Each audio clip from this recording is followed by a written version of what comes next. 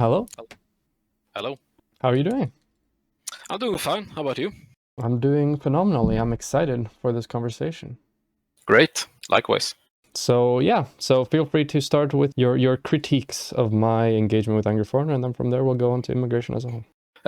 My critique of this, I looked through your video on your critiques against Angry Foreigner. You laid out a bunch of shit, but then you also say that you were also exceedingly shareable in your video, which I don't really agree with at all. For example, if you go on 720 in your video. Anyway, socioeconomics is the best predictor for crime that we have. But by him saying that, hey, socioeconomics is a bad predictor of crime, he begs the question. So what is it, Angry Foreigner? Is it genetics? Is it biology? I don't know. I don't know what you think it is, Angry Foreigner, because he doesn't say it in this video. Probably, I wonder why, but yeah. Yeah, okay, so this statement is made following Angry Foreigner sort of ridiculing the notion of analyzing crime through a socioeconomic lens. What's your issues with my response? Oh no, my issue is just that you seem to insinuating T-Man that maybe he thinks it's biology, maybe he thinks it's DNA, which is not really shareable if you ask me. Well, what else could it be, except for socioeconomics? Okay, so how is cultural not an answer to that question? Okay, so where do you think culture comes from? Culture comes from... Not sure, actually. I don't know what culture comes from. Culture typically falls downstream from a whole range of different environmental factors and different conditions that an individual or a group of people are placed in. So given, like where they are, the people they engage with, for example, maybe like weather patterns, the general, access to media they might have, all of these things sort of like form and pressure and put, put different pressures and inclinations on the formation of a culture as a whole. I don't believe that there is anything inherent within human beings or specifically within different groups of human beings that predisposes certain humans over others to a certain type of culture. And as such, my prescription of that is that culture is basically made up of socioeconomics. That is where culture comes from. Culture comes from environmental influences and environmental pressures on human beings who sort of internalize all those and produce a culture from it. Okay, so you're saying culture inherits, comes from social economics. Yeah, because where else would it come from? So if I use the cultural argument, you would imply that using your logic, you would imply that that's a social economic argument. Yep, 100%. Culture is a socioeconomic pressure. Culture is part of social economy. Okay, all right. For me, culture that seems to me to be more of a description rather than a cause, because socioeconomic issues seems to be the cause of something that happened, and culture seems to be like description of that cause.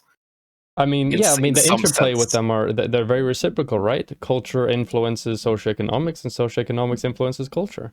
There is a very complex relationship between the two, but, both of them fundamentally have to do with and stem from socioeconomics. Well, okay, so in that case, then it seems to become like the social economics definition seems to become a little bit redundant. Well, not necessarily. It's an important differentiation from genetics or from inherent biology. Right. Well, okay. That seems to hold up if you said it if you put it that way. Wonderful.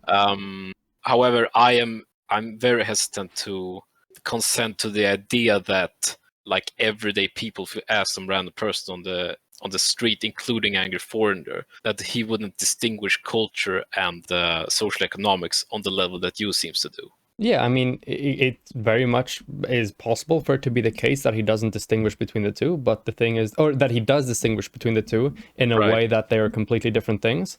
And if you were to do that, just like any other person on the street who were to do that, they would be wrong. I mean, okay, so you basically you disagree on a fundamental level. Is that how I was supposed to? I mean, yeah, because the initial point you made was that I was uncharitable by implying that, or by, making the statement that he may be implying a biological or a genetic explanation to this.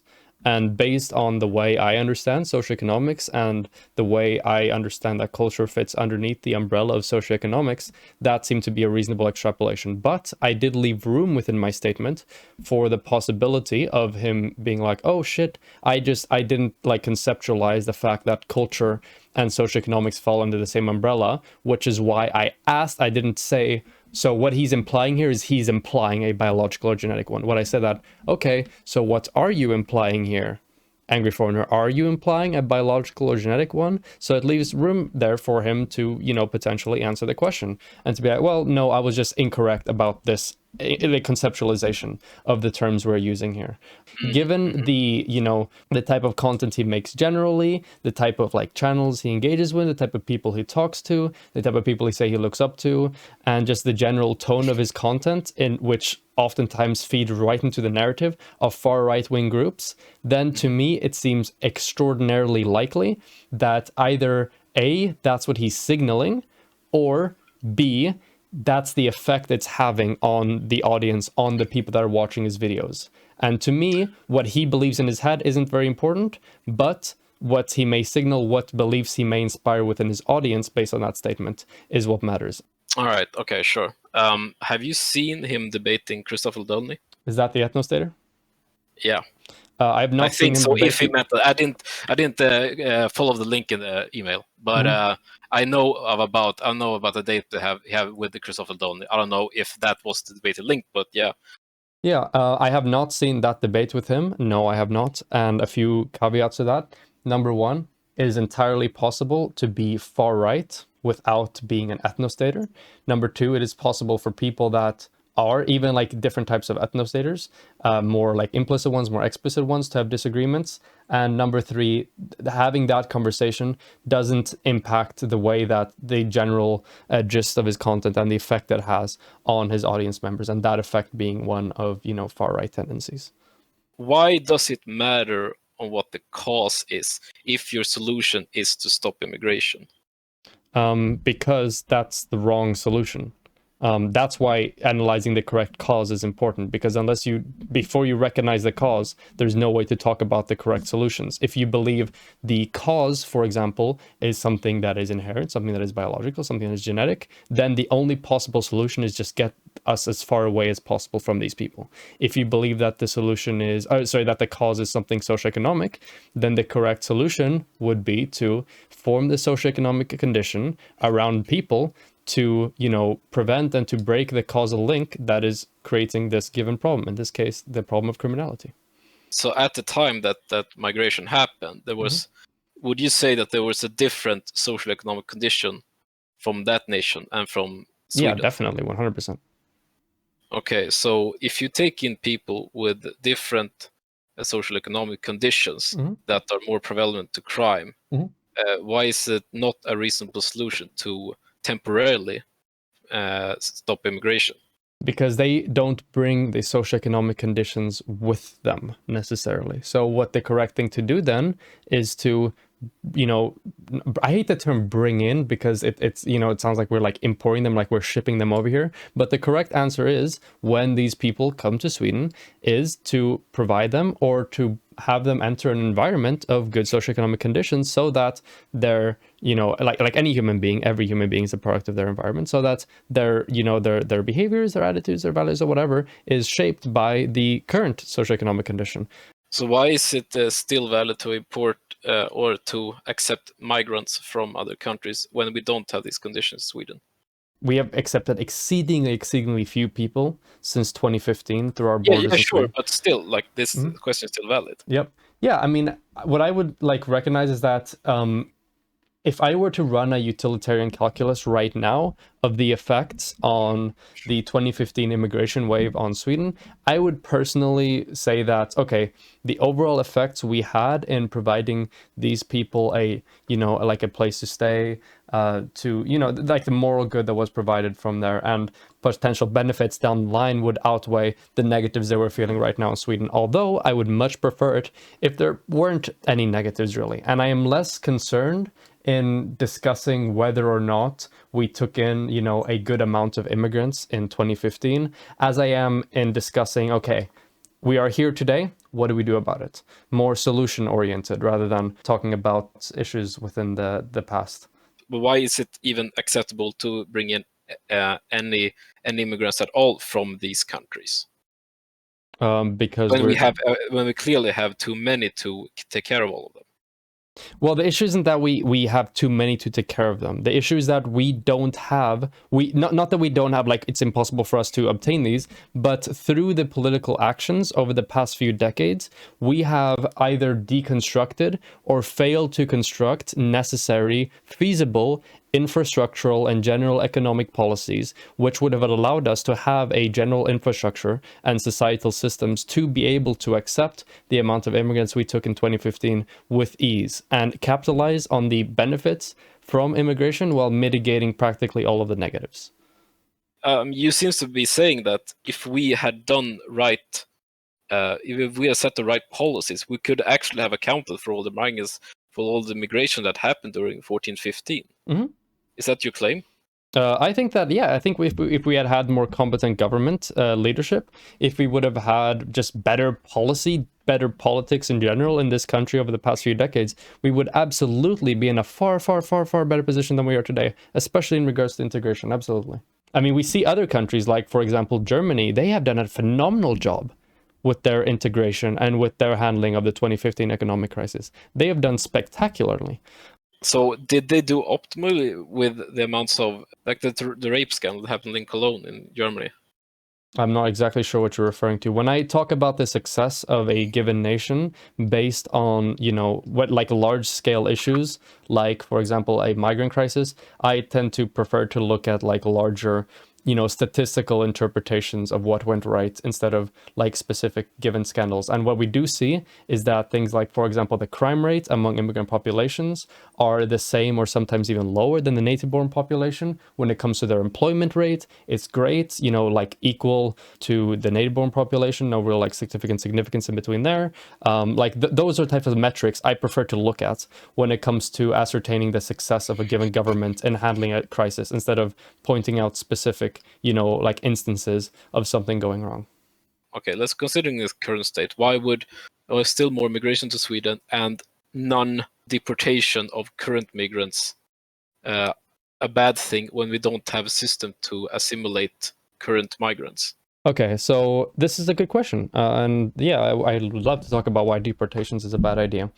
First thing, you said at the end that we keep receiving a lot of immigrants. We haven't. I've said this a couple of times before. Did you say, like, it was lower? It was very low. It was dramatically lower. I can send you a graph right now. Yeah, okay, so that's fine. It's dramatically low, okay. But that speed is zero. It's non-zero. Oh, yeah, but a lot of these immigrants aren't, like, from, like, you know, the Middle East or from Africa, whatever. A lot of them are just people migrating from around Europe. Those are also counted within immigration. But they're still coming from the MENA countries. Well, extremely few of them, like, extraordinarily few. Sure, but that's still like a number of people, you know? I mean, yeah, sure, but if we're talking about the numbers of, like, you know, like, very small numbers, then I don't believe that the, like, utility we're going to you know, produce upon the world, to produce upon those people by bringing them in, is going to be outweighed by the negatives caused by those given small amounts of people. But I'm going to get to your question with deportations and why that's a bad idea. So, number one, deportations, this probably isn't going to, like, land very well with a lot of people, but I just want to lay through all the arguments and then we can go through the most effective ones. Number one, I think it's just morally, like, abhorrent. I don't believe that we should be deporting people back to countries which they've gone through a lot of, you know, like, risks and struggles and dangers in order to come there, where they're going to be far, far, far, far worse off than they, you know, could ever be in Sweden. That's point number one.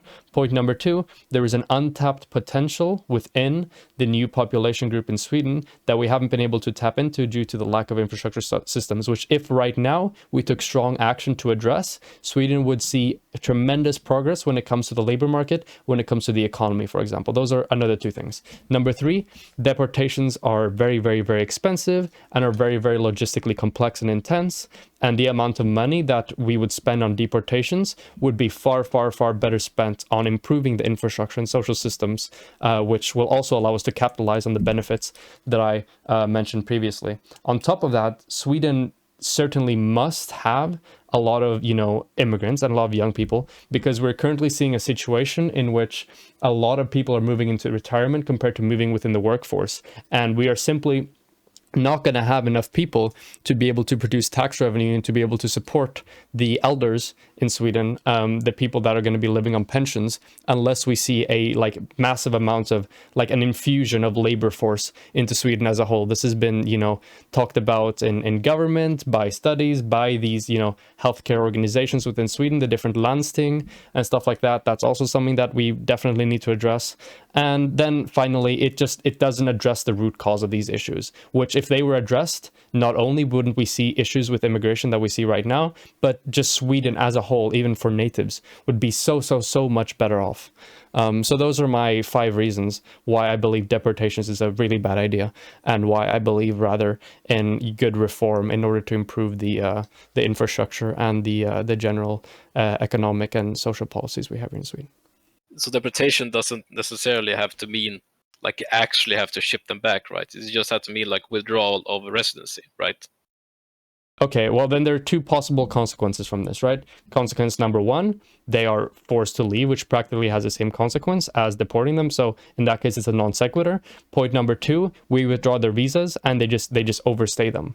And they just stay here in Sweden. And because of that, we might have a high portion of like illegal immigrants, which is certainly not a good thing, and will just exacerbate a lot of the issues we see right now when it comes to integration, the formation of ghettos, and all these other things. So even if we just report their visas, that would either have just like the same effect morally as deporting them, or would just make a bunch of the issues like far worse for Sweden and for the immigrants. So I don't think there's an unreasonable idea to just withdraw the residency due to people being refugees, and just reinstate residency due to labor force. I think that's completely reasonable. But then you also have to do that so that people who doesn't want to work doesn't stay here. That's my point. Isn't that okay? Isn't that reasonable? Do you think that people don't want to work? That's my question. I'm not sure, but it doesn't seem to be working a lot if you look at the statistics. Mm-hmm. Okay. Do you believe that the reason why a lot of people may not be working could be because of things like, for example, could be labor market discrimination, could be the fact that criminal alternatives to generating money are more like lucrative, could be due to the fact that these people just like live in communities and in districts in which the job opportunities are completely dog shit, and they live in, you know, like a really poor like housing stuff and stuff like that? Or do you just believe that these people just don't want to work? Which one of the 2 do you think is more likely? Well, that would cost tax money. Yeah, sure. I mean, we've had like budget of Scott like for the past like 3 years preceding the what's it called, the coronavirus, and on top of that, we also know that like certain investments and certain policies, especially these types of policies that I'm talking about right now, is going to be literally just like a short-term investment for a long-time economic boom when it comes to, for example, like economic activity and tax revenue in the economic stimulus that these policies will bring in Sweden as a whole. But that's hardly the point. So we could still bring in immigrants from other countries. Mm-hmm. I just understand why we would prefer them from people who are in a situation where they cannot even get into the labor market to begin with. So your argument is basically like kick out the current immigrants and then just try to encourage immigrants from other like better conditions to come here and work those jobs instead.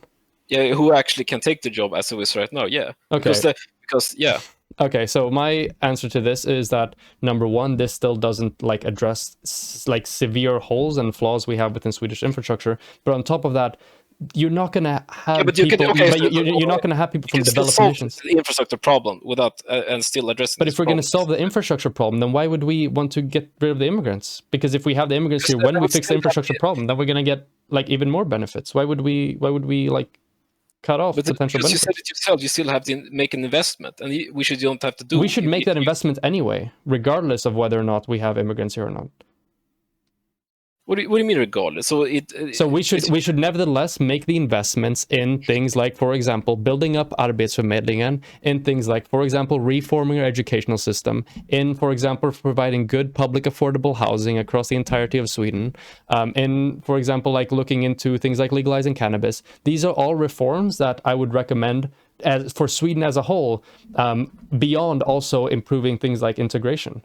Like, we should do both. And on top of that, you're not going to find people that are well educated from developed nations being like, ah, yes, I want to go work in the welfare sector of Sweden. We don't have great, general like pay, and like a lot of our welfare workers are overworked, and we know this because there is a lack of like people within these jobs. I highly doubt you're going to be able to like pull in that amount of quantity of labor that we need within our welfare sectors through trying to encourage people from other like more developed countries to come here. That just seems incredibly unfeasible to me.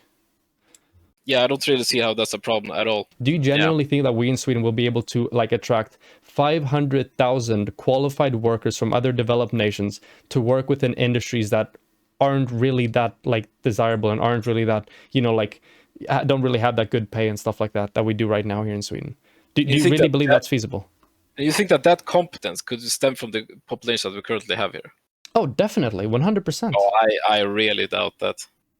I really doubt that. Do you think that the like immigrants just aren't like couldn't be trained to be competent enough to do it?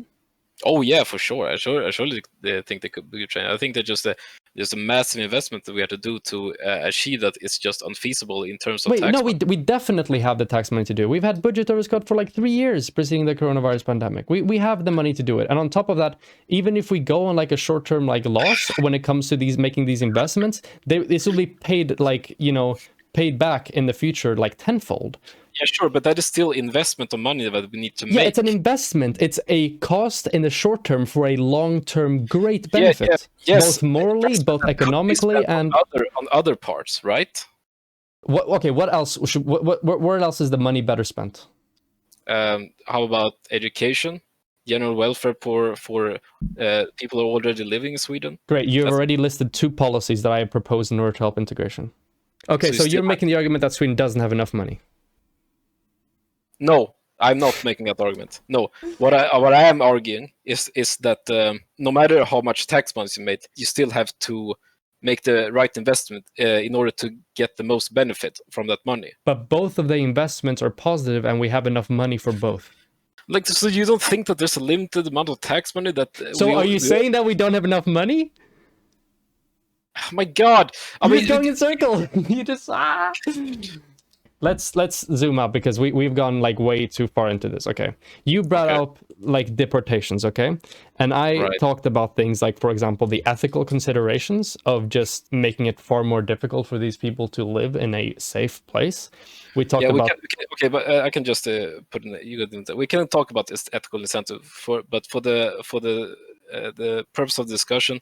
I don't care about that at all, and we can discuss it if you want to, but I don't really care about the ethical incentive. All right, okay. I'm not surprised. The second part would be the cost aspect of it, the logistical things that could come with this, the cost of deporting people. In the example you talked about, by just revoking their visas, the potential for example, a swath of like illegal immigrants remaining here in Sweden, which would be negative for our economy and just generally for like a bunch of other different aspects within just society as a whole, which should be something that I wouldn't expect for a somebody concerned with immigration to argue for a policy that's going to increase the amount of illegal immigrants, but I suppose here we are.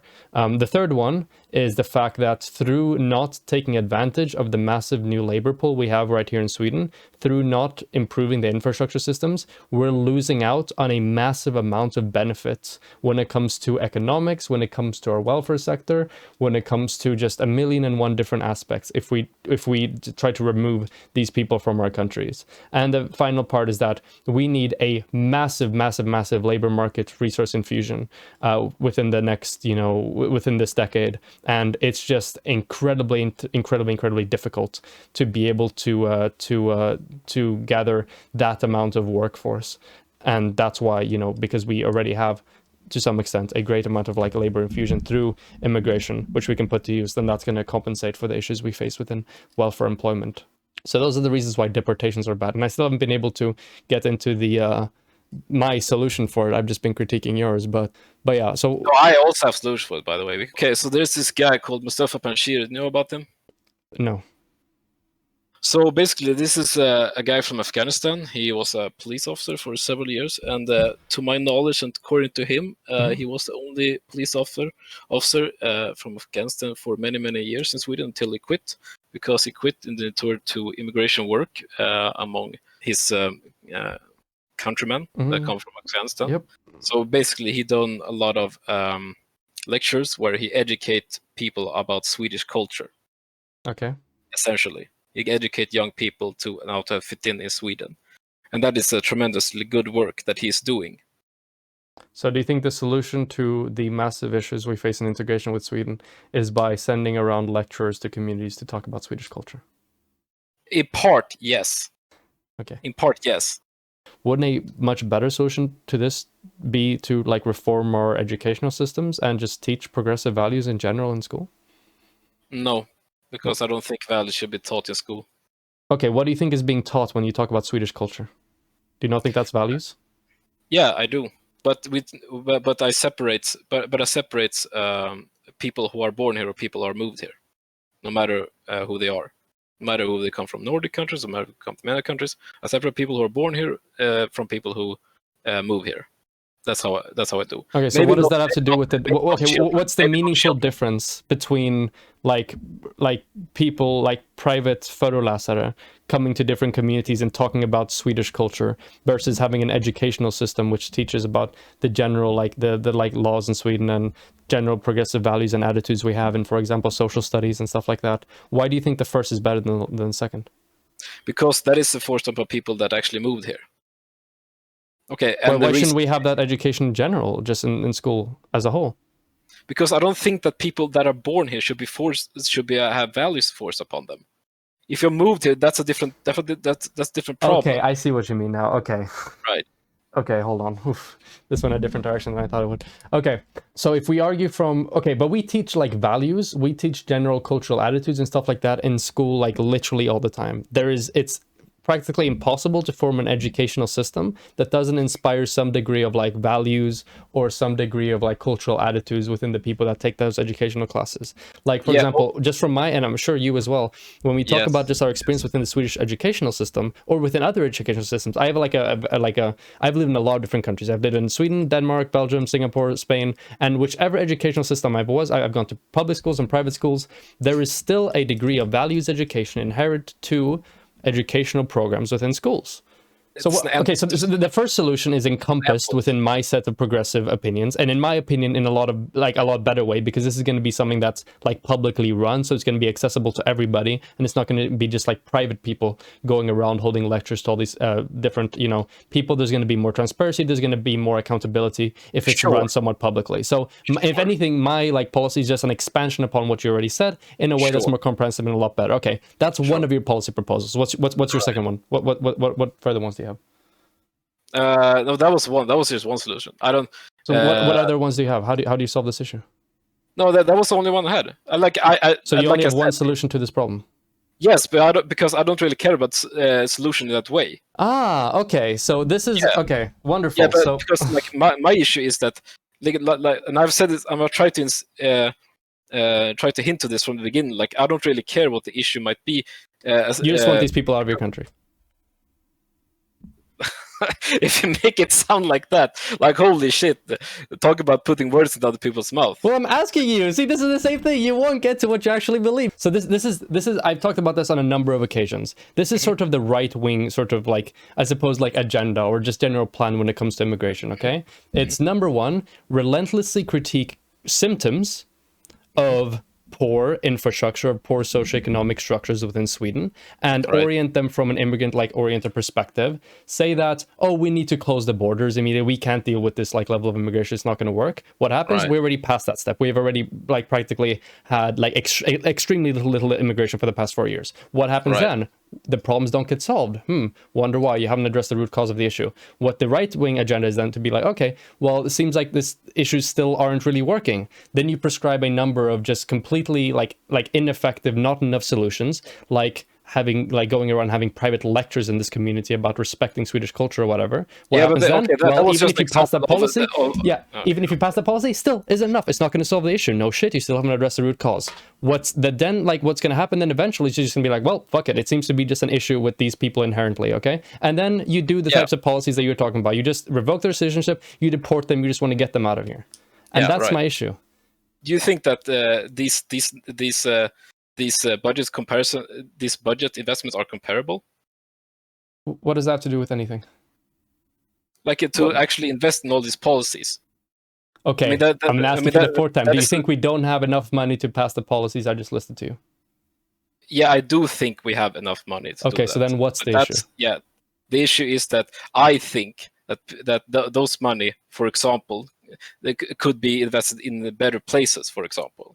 Do you think we could both invest in the series of things like I talk about here and see things like, for example, a mass decrease in criminality, a mass expansion of our economy, a mass decrease in unemployment, a mass increase in general level of education, and do all this and at the same time have enough money for whatever places you think it would be like better allocated in? Because I don't. You don't think we'd have enough money for both of them? No. Okay, what type of policies do you have as an alternative that are so much better than, and that will bring up so much like better benefits than what I just listed? Like in general welfare and in general welfare, just general social system, social benefits, social security, social system, like a hospital. What's it called? Stuff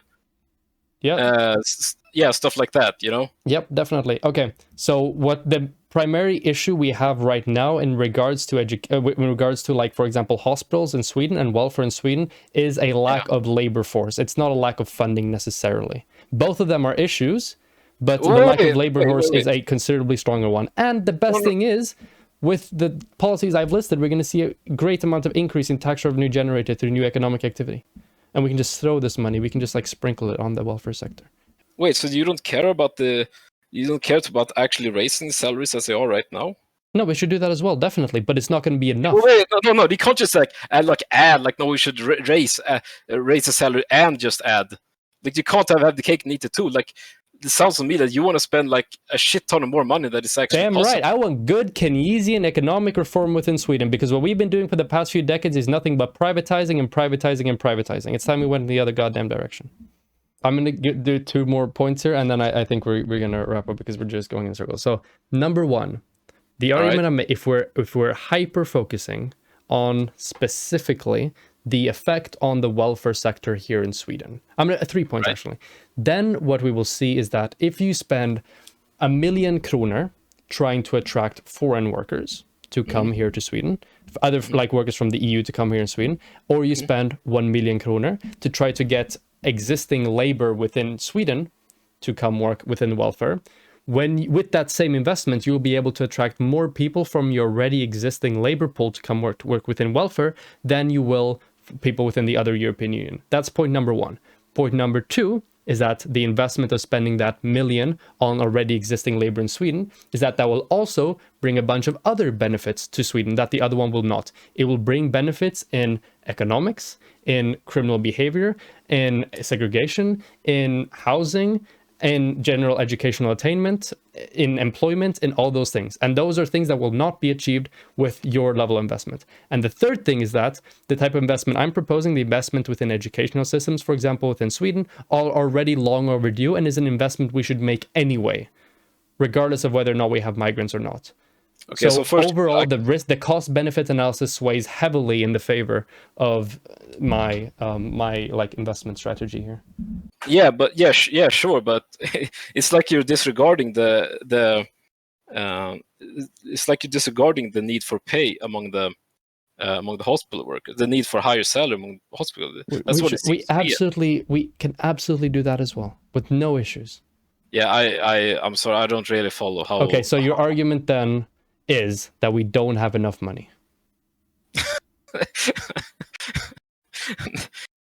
Yeah, I guess that's my argument. Okay, fine. God damn it. We wasted like 2 hours and we came back at a question I asked you like 2 hours ago.